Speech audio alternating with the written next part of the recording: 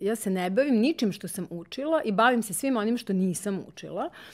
I to je isto zanimljivo kako ta učenja nas sputaju, na primjer. Ja ceo život plešem, a kad sam išla da taj ples formalizujem, on je ubio moj ples, prestao je, zato što sam mislila, nemam, odjednom je trebao i podijum, i tango cipele, i ovo, i ono, i onda u svim tim zahtevima moj spontani prirodni ples se gubio. Postoje se neka pravila koja te zapravo sputi da uživaš. Tako je, da se izrazim. Znači, evo, to je ključna reč, izraziti se.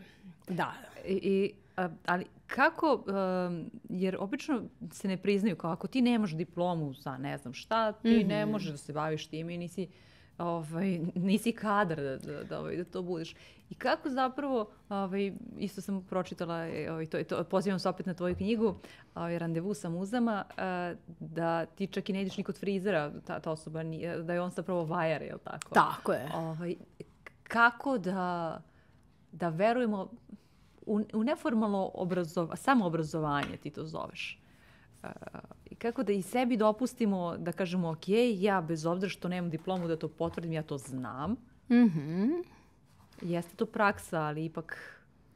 Pa evo, tako što to je ovo što i radim u mojim mentorskim programima, radionicama, to je to verovanje sebi svoje prvoj misli. Znači ima jedna karta koja je naravno ovde iz Bepinog špila koja je utemeljena u mojim radovima, a to je A ili B jednako je A. Znači sve posle te konstrukte zabrinuti dodao. A mi živimo u vreme straha i u vreme gde je strah dominantan i koji u stvari svakako sputava ideje. Znači prvo skloniti ideje.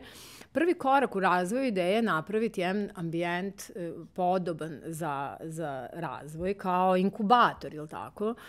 Znači, kao i embrion, kao i sve zahteva, posebne uslove. Znači, ne mogu ja sad u razvoju ideje da idem kod najzabrinutih prijatelja ili rođaka da razgovaram s njima. Ne, nego s ljudima koji imaju kapacitet za to. Dakle, ona zahteva čitavu tu jednu negu.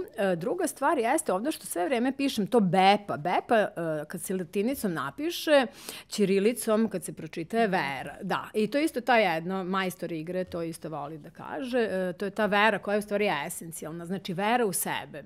Tako sam grlila sebe što sam uvek verovala sebi i podsticala i moje učenike, moje studente, uvek sam ljude učila, uvek sam ih hrabrila da veruju svoje prvoj misli, svom osjećaju, svojoj intuiciji, da veruju sebi i u sebe, ma šta da im drugi govorili. I u suštini to je, da kažem, moja zlatna nit, jer u sve vreme svog tog gubljenja ja sam uvijek znala da me čeka to neko veliko delo, a ja sam u kafani 6. godinu, ali prosto znam da sam na dobrom putu.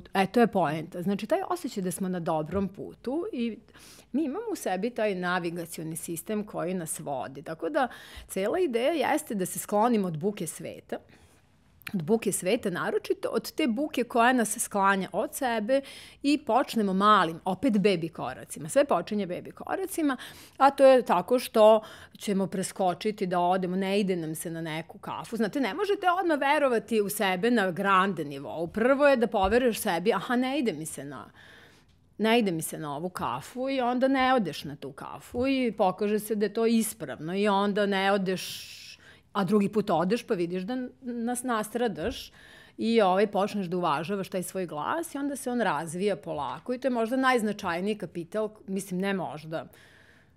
Matematika isto iz intuicije. Kako mislite mislim, matematika se tako rešava što slušaš sebe, prosto nešto ti pada na pamet i ti poveruješ svoje misli. Znači, ja sam sve vreme isto radim. Učim ljude. Znači, ja ništa nisam menjala svoju profesiju. Samo sam menjala kontekste. Tako je. To hoću da kažem. Ja stalno, znači, ja verujem sebi, učim ljude da veruju u svoju misao, u svoje osjećaje, da ta dva povežu, da ih nadiđu i onda iz tog verovanja sebi, kad se ta ideja razvije do jedne određene mere, onda tek u nekoj fazi kad ona stasa za školu, kad je stabilna, kad si ti već siguran sa njom, sigurna, onda može već da ide u neku drugu fazu. Ba-do-be-do-be-da, ba-dee-ba-da-ba-da.